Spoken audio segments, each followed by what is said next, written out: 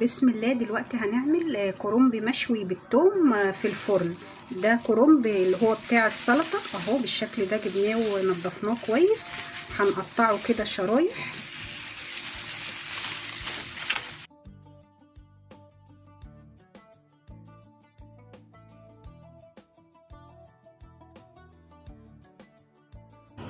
كده قطعنا الكرنب سميك بالشكل ده كده. هناخده بقى كده ونرصه في صينيه.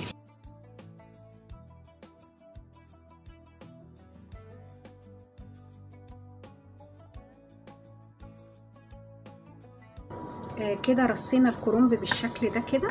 هناخده بقى كده ونعمل له تتبيله. هنا معانا دي ربع كوبايه زبده، عليها معلقتين كبار زيت زيتون بالشكل كده، سيحناهم كده مع بعض. وهنا دي معانا بهارات التاكو، معلقه صغيره ملح، معلقه صغيره بصل بودره، ربع معلقه زعتر، معلقه توم صغيره، معلقه فلفل اسود، معلقه كمون، ربع معلقه شطه، معلقه بابريكا كبيره. هناخد بقى بهارات التاكو دي وننزلها كده على الزبده السايحه مع زيت الزيتون.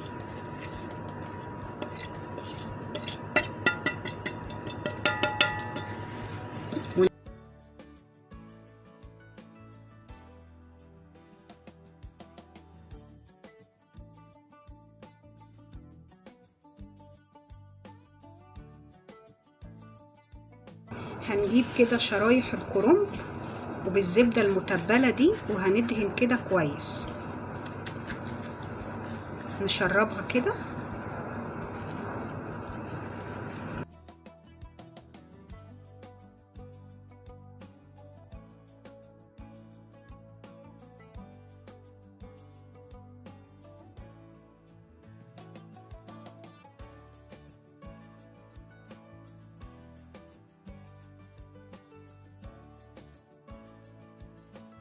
وندخلها الفرن لمدة نص ساعة.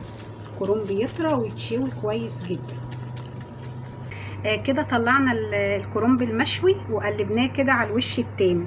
هندخله كمان الفرن كده ياخد كمان حوالي ربع ساعة ويبقى كده جاهز. كده خلاص الكرنب المشوي ببهارات التاكو خلاص كده خرج من الفرن، بقى طري واستوى.